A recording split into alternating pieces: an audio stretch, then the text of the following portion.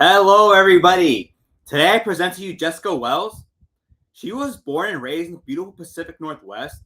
She is a single mom of two wonderful young ladies. She treasures her family and friends and loves spending her free time with them in the great outdoors, at the racetrack or on the lake. She also has a love for travel and has visited over 20 countries over the last 5 years. Jessica started her career in the mortgage industry as a processor in 2004 and is now the owner of Clear Choice Mortgage, LLC. In October of 2012, she left a large mortgage bank to start Clear Choice Mortgage, LLC, enabling her to better serve her borrowers. In 2015, she became a licensed loan originator and designated broker for her company. Jessica's goal is to help as many people as possible accomplish their dreams of home ownership. Whether it be a first-time home buyer or an investor with multiple properties, she is here to help. Jessica prides herself in being able to find solutions to even the most challenging transactions. She offers programs to fit most situations for all types of borrowers. Please contact Jessica today to get started on your dreams. Everyone, here we are, Jessica. Hey. Hello, how are you? Doing well, How about yourself? Another day, another Not dollar, or better than ever? another day, another dollar. Always grinding. Just keep on going. Long nights, short years? Exactly. That seems to be how this world works, right? It's like for some of us, yeah. Jessica, if you don't mind sharing, I see you started this your own shop. What was it about where you were previously that they weren't? Yeah, you saw you saw white space and opportunity for yourself. So it's actually a crazy story. It was not my option or my choice or even what I planned to do to start the company. I was processing for Guild Mortgage at the time. I've been doing it since, well, like 7 years at that point. And basically I just moved with the same company as we got bought out and whatever. I had a loan officer that had left the company and they went to go work for another small broker shop. Didn't like working for somebody else. And so he decided he wanted to start the company. And so he called me and said, I can't start this company without you. You're the best processor I know. So give me a dollar amount to leave your job now and come work with me. And I was like, no way. I had two little kids at the time. I was going through a divorce. Like it was one of the absolute worst times that I possibly could have chosen to change. And so we went to dinner. He took me to this really nice seafood restaurant and said, give me a number. And I thought of this number and I gave it to him thinking he's never going to be able to pay me that. And I thought it was some big number. Looking back now, it's not a big number, but I gave him that number and asked him, and he came back to me the next day and said, yep, I'll pay you when you can start on the 1st. And I was like, oh no. And from there, we built it together. And then I took over ownership of it in 2015. He wanted to get into the hard money side, and I did the residential side. It's funny that almost everything in life is temporary. What are your Right. goals? What are your goals for the next 5 to 10 years? Would you say? So I always say that I don't want to outgrow my shoes, basically. I want to make sure and that we grow small. So I have two loan officers that work for me currently. We're looking at building a team to make it a little bit bigger, but I don't have goals to be like this giant lender or anything like that. I'd like to have maybe a big team under me of like 10 loan officers, probably as big as I want to get. So that's what we're slowly progressing towards. My heart is in processing. That's where I started. So I always make sure that my ops and processing is on point to support anybody I bring on. So that's kind of, I've just been working to build my processing and then we're slowly bringing people on as they come through. No. It sounds like you really want to run a real boutique shop. Uh, Yeah, exactly. I just want something that'll support me and my girls, not have to get a real job. that's funny. That's funny. What legacy do you hope to leave behind through your work? Would you say? I just want to be known as somebody who always went the extra mile to help people, make sure that we got everything done for them. And there's nothing I can't accomplish. And I want to make sure that I'm known for setting my goals and achieving things. No, yeah, you sound, you seem like you're really about your business. What's one piece of advice you wish you had received early in your career that you think would have changed your whole trajectory or could have been a catalyst to your growth? Um, One piece of advice, probably don't be afraid, like just one foot in front of the other, and the next day you'll figure it out. Keep pushing and working hard. I didn't. I was always like, I literally was just an hourly, well, I was salaried and I capped out at my job at Guild when I was working there. And I thought that was all that I was ever going to get. And I had no desire. If Chris wouldn't have asked me to start this company, I probably would still be working at Guild and I'd probably be some operations manager or something there. And I guess just take the risk, put yourself out there and take the risk and do it. It's worth it. And if not, then just you're back where you started. So you can know you can do it. You can do it again. No, true that, true that. If you weren't in the mortgage space or being a processor, what do you think you would be doing these days? If you could pick anything. I don't know. That's a funny question because I think about that kind of all the time. When I was little, my goals were to become a ballerina and a log truck driver. My dad was a log truck driver, so that's what I wanted to be. But I don't know what else I would do that I would enjoy as much. I would probably have some like accounting job or office manager position. I don't know that I would even own a company if I didn't get into the mortgage industry. It's all I've done. I started when I was 19, so I just don't even know where I would have gone if I didn't go into this direction. Wow, you really have put in your 10,000 hours in this industry. Yeah, I've been in 20 years. April was my 20-year anniversary. So it's crazy. Yeah, you don't know how fast time goes until you get there. Exactly. People always tell you, oh, time goes so much faster the older you get. And when you're little, you're like, yeah, right. Time drags on. It takes forever to get to summer break. And now what? We're almost at the end of July and summer break's almost over. And I feel like we just ended school like last week for the kids. So it's crazy. No, I can only imagine. Yeah, you're totally right. In the last few months, you're just like, it goes like that. I'm not gonna lie to you. What's your favorite book, podcast, or article that's had a significant impact on your life or your work? Would you say? I would say my favorite book, somebody asked me this the other day, and my favorite book, I'm trying to think of what the name of it is. It's an old book, and it is by Ken Blanchard, and it is, what is the name of it? I'm gonna have to Google it. It's all about customer service, and like it's about a grocery store back when they used to, like the gas stations and grocery stores, when they used to do your stuff for you, and like customer service and how that gets in Blanchard book. I'm looking it up right now because I feel retarded not knowing it. Raving fans is what it's called, and it's all about building raving fans and like what you need to do and go the extra mile for people, build relationships with them, and you get returns from that. So Ken Blanchard, that's probably one of the first business books I ever read when I was a processor. One of my loan officers had me read it. And I've read a bunch of books since then that I like, but I think that one's always stuck to me. No. And how do you think you're giving an exceptional user experience to your clients from the beginning to end? Like, you just like a secret sauce to yourself, or you just it's all about rapport and being transparent? So one of the couple of things that we do that's a little bit different than most places, we do a lot of educational classes. So we usually try to hold one a month. We have a big veteran population around here in active duty Army. So we do a lot of VA classes teaching real estate agents and that. So that makes a big difference from people just from the get-go with us, that they know that we're trying to educate them. And then we do a lot of video. So we don't get a lot of face-to-face in this industry anymore. As far as mortgage people go, it's mostly email and over the phone, text messaging, that kind of stuff.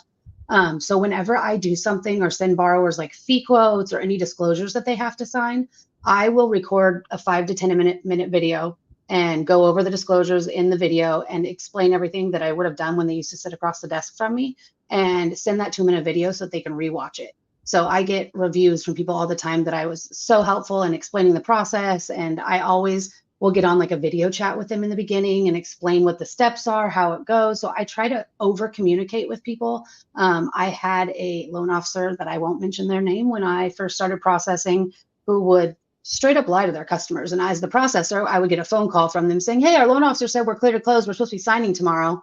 And I would be like, I don't even have your original underwriting approval on that yet. So I always try to make sure that I am giving people real updates and that everything is actually what's going on. And so that way people aren't surprised in the process. I don't want nothing more. I do not ever want somebody to come back to me and say, hey, I didn't know this was happening, or why did these fees change, or you never explained this to me. I try to over explain things. I try to under promise and over deliver, and always make people feel like they got the best deal, the best option from me, and not just feel like it, but actually get that for them. No, it sounds like a fair bargain. It really sounds like you're going above and beyond for your clients. Kudos to you. How do you think the industry will evolve in the next 5 to 10 years, or what's your take on the future? How do you see yourself incorporating artificial intelligence, or do you see the mortgage space get doing contracts with blockchain in the future, or is that like a decade or 2 decades out? I think the blockchain is definitely in the future. I think it's something that will be assimilated into the process that we do now. And I really think that you just have to adapt to AI. I use AI all the time in business. I have it help me write letters. It helps me write my videos. I put the transcript of my video into ChatGPT and tell it to write me up an email to send with the video, and it does it for me. So I don't think it's going to take over. I just think that you have to learn to adapt and use it for your best potential and be willing, but know that it's out there. Know that you are maybe competing against something that is completely AI. And so you have to provide that personal touch to it, because people are still afraid to use AI to a certain extent. So they would rather talk to a person than a machine. No, I very. think AI is cool. I talk to them all the time. I've got the talking one that talks to me when I'm bored. No, having a human touch is definitely a plus, I would say. Um, Yeah. what's the most challenging aspect of being in your role in today's world, would you say? Um, I think it's just the people and managing people's expectations. You never know what real estate agent you're going to get on the other end. You never know. It's all about having emotional intelligence to be able to operate and explain things to the people. Like the process and the mortgage itself, it is what it is. That's the same thing every day. I tell people it's the same thing every day, but I never do the same thing. I ask the people for the same documents, get the same documents back, but it's just dealing with different personalities and different people. I think that's the toughest part. And then being the one that's technically responsible for everything at my company, I'm the one that the buck stops at, and I have to deal with it when there's ever a problem. So I try to avoid those as much as possible. We try to do everything to not have problems, but when we do, I think that's the toughest part, is just dealing with the people when there's problems. No, I'm sure catering to different case by case scenarios can have its challenges. And then, Yeah, definitely. yeah, what do you think is the key to maintaining a work life balance, and how do you apply it in your life? Work-life balance is one of the hardest challenges ever. One of my loan officers and I talk about it all the time. He's been with me for like 5 or 6 years now, and he's always like, I don't know how to do this. Like, I've got this work to do, and I want to create videos, and I want to do this. And you just have to set priorities. Like, I have a schedule set with my phones. My phone shut off for ringing through at 5 p.m. You cannot call me on my work line after 5 p.m. That's my family time. But I always tell people, if it's something urgent, you're putting in an offer, you're looking at a house, you need numbers, text me. And if I'm not busy, I will text you back and get back to you. So you have to set boundaries with people to keep work-life balance. Otherwise, you will just work yourself into the ground, and your family won't even remember who you are anymore. That's funny. That's funny. I hope you are able to juggle everything that's comes your way in 2024.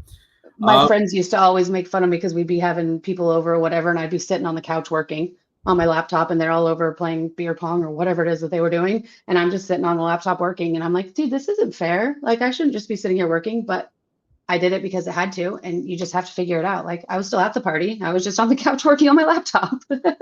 hey, as long as you're having fun and you're happy, Jess, that's all that matters. Exactly. What's the biggest lesson you've learned in your career so far? Um, the biggest lesson I've learned in my career, um, that's a good one. I don't know, like, you can get past like, you can work through it. Like, I think that's the biggest thing. I was always afraid of something. I'm afraid of failure. It's just who I am as a person. I don't like to ever think that I'm going to fail. So I always shy away from things if I think it's something that I'm not going to be good at. And so just back to that same thing again, just take the risk and do it. Like, you need to be able to get out there and put yourself out there, because if you're not, then you're never going to get any further. Doing the same thing you do every day is never going to get you a different result. So you've got to do things a little bit differently to make sure that you're bettering yourself every day. No, no, true that. Yeah, you're continuously learning and mastering your craft and always honing your showmanship. Um, what's your advice for someone starting out in the industry? If a new loan officer were to join your team, what advice would you give to them for them to have a successful 2024 and really take off in 2025? This business is all about relationships. It's all about who you know and getting in front of people. The more conversations that you have is what you're going to need to do. So I always say educate yourself. I do the 2020 coaching program. I always put all of my new employees on the program, so that way they can get all that sales training and everything. But then just actually knowing the programs and like niching down and knowing something really well, and then just go out there and be all about that. So that is the like biggest piece of advice, is just know what you try to learn as much as you can, and always be learning new stuff, because my theory is the day you quit learning is the day you die. So just educate yourself, know what you're out there to do, and just make sure that you can do, get coaching and get out there and just stick to it. No, I'm glad you realize that you either learn through trial and error, or you learn through someone's trial and error, and you having coaching, it literally cuts your learning curve by tremendously, I would say. Yeah, you're watching somebody else's trial and error, so it helps. No, it truly does. Indeed, it really does. If you could have dinner with any historical figure, who would it be and why? Any historical figure? I would say, I don't know. Like any historical figure. I honestly have never even thought about that question, and I don't even know who to say. I mean, the first person that comes to my head is like somebody like JFK, and just go pick his brain, because there's so many theories and so many things about him. I think that would be, I'm enthralled, I guess is the word I want to use, with like history and American history. And so like getting a talk to somebody who was actually there, I think that would be pretty cool. No, I'm sure it would be. I'm sure you're not the first to pick a president. You're probably not the last either. Thank you for sharing that. Um, who or what inspires and influences you the most in your work, would you say? Um, I think that I mean, Christine Beckwith is amazing. I love watching everything she's done. I always say I want to be Christine when I grow up. She's just been a shining example in our industry, and being able to coach from her is just amazing. So she's definitely my mortgage idol. No, I believe it. I believe it. Ladies and gentlemen, if you still haven't picked up one of Christine Beckwith's books, please go do that and reach out to her. Let me know you have done so because of this podcast. What's your story behind your most memorable success or failure, Jess? I think one that comes to my mind is I helped somebody who was a veteran who was homeless. He was living on the streets. He came to us. My mom owns a credit repair company. He had some old, terrible credit on there. It was bad. And so she worked with him to get his score up. We were able to get him a grant, and we got him into a home within 6 months. It took a lot of work and a lot of cleaning old things up and getting stuff taken care of for him. But in the end, I got a homeless veteran into a house, and that was probably one of my most rewarding stories that I've had in a long time. No, that's a very touching story. You could probably write an article about that. Yeah. That one, Yeah. that one's definitely very moving, I would say. And then, how do you handle criticism or negative feedback about your work if that ever does occur? I try to take everything, like criticism and things, I try to take it into heart. Like, where is it coming from? Like, is it really somebody like, did I really do something wrong? Is this something I need to improve on? So I always take it and look back and look at myself and say, like, hey, is this real? Is this somebody that's just angry at me? Is it something that they just didn't like how I communicated? Is it something that was beyond my control? Like, why am I getting this negative feedback? And then if it's something that I truly need to adjust, then I adjust my processes and make sure that it doesn't happen again, because I don't like getting negative feedback. But if it's like good, constructive feedback, then of course I'm going to take it. I don't, there's some real estate agents that will yell at you and give you bad feedback when it's just them being angry. So I take the source of where it's coming from into a play also. No, thank you for sharing that. And I'm glad you're willing to reverse engineer your whole process just to continuously improve it. What's the next big thing we should expect in the real estate industry, and how are you contributing to it, would you say? I don't know. I think that the next big thing is just convincing people that these are where rates are at, and this is building and buying real estate is one of the biggest wealth building things in our country right now. I think it's something like Barry says, 90% of the wealth in the world is from real estate. So I just want to get that out there and make sure that people understand that it's, there is it's not just the payment that is important to you, but it's the equity that you're building, and it's a generational wealth that you can be building. So just staying on top of educating people is what I'm doing to make sure they understand the possibilities. I think the other thing that I like to do is I'll go to the high school and educate kids on how credit reports and stuff work. So I think educating our younger generation about it, because parents don't even understand it. Like, so how are their kids going to understand? No, if that's true, words not even spoken enough about. And I'm glad you're trying to change the trajectory of young people in society. That's kudos to you. I tip my hat off to you. Staying on that topic though about setting the right expectations, how do you explain to someone eloquently that the home that they like right now, it's probably better to buy now than to wait because their wage growth is 2 to 3%. That home that they like is growing at 5 to 6%. And if rates were to drop per se, the value of that home would go up even more. And not just that, there would be more people coming into the pool of buying. So the competition would be more stiff and the price would they could jump even more than just, you know what I mean? So how do you explain to that someone in a very like third grade level?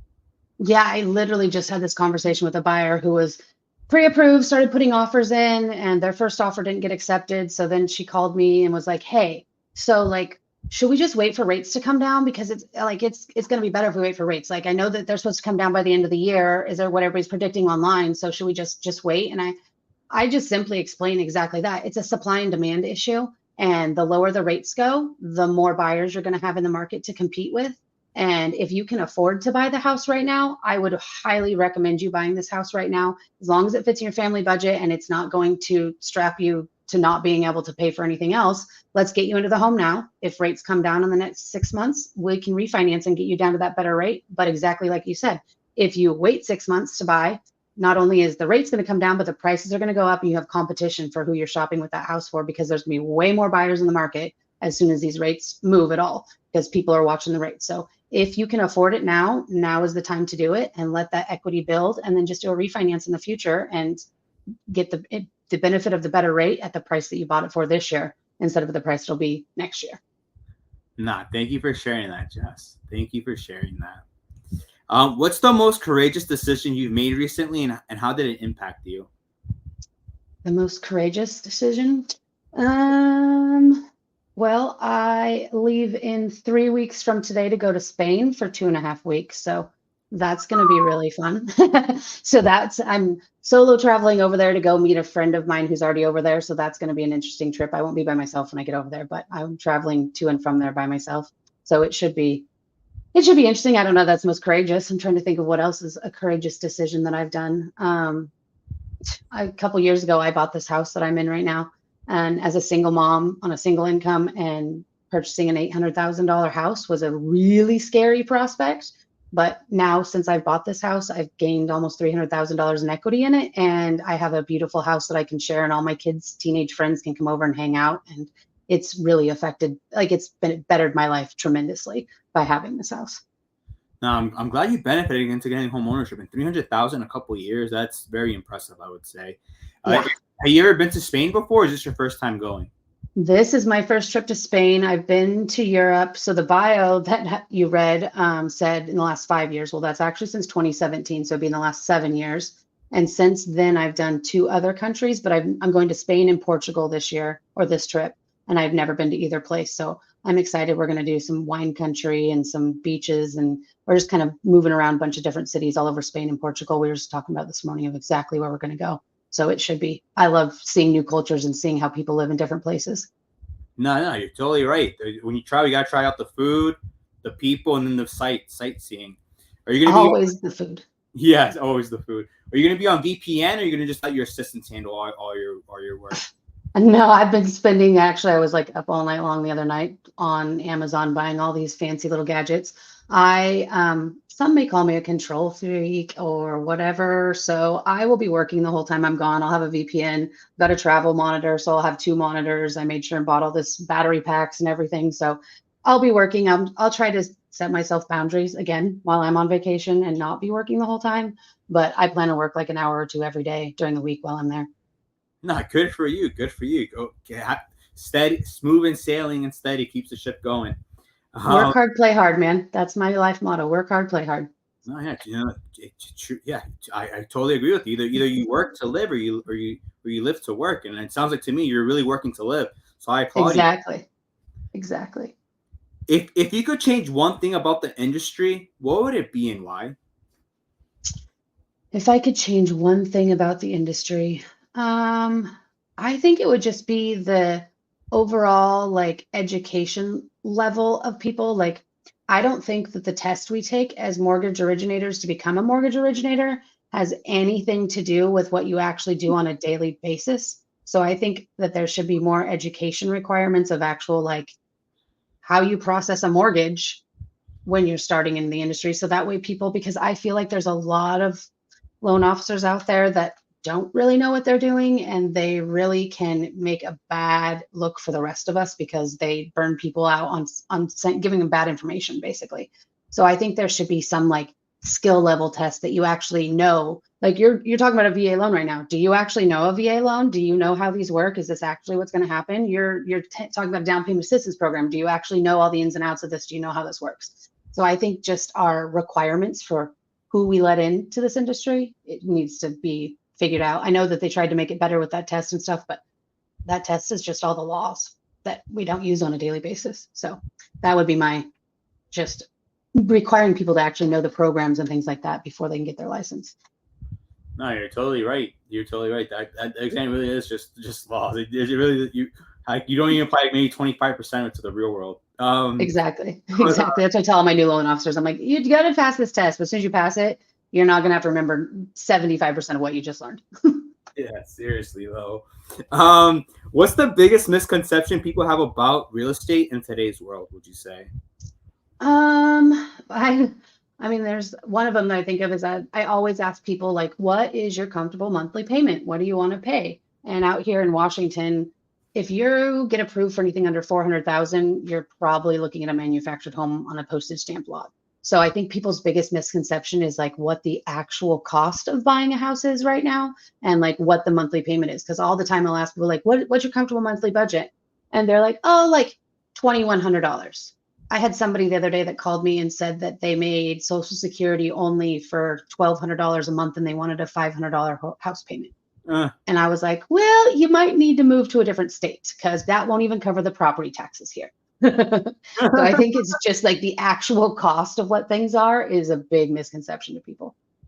wow, that's a crazy number for. So, what's the average home price in your area?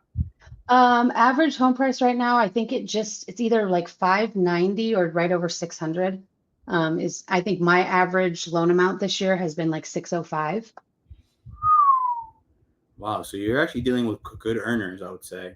Yeah, well, we've got a lot of like being near Seattle and Bellevue and all that. There's Microsoft and Amazon and everything. So the Boeing is up here. So there's a lot of high earning people in the area, and it's not cheap to live here. I was born here, so I don't know that there's places cheaper. This is just what I know. But I've looked at other places, and I'm like, whoa, you can still buy a house for 175,000?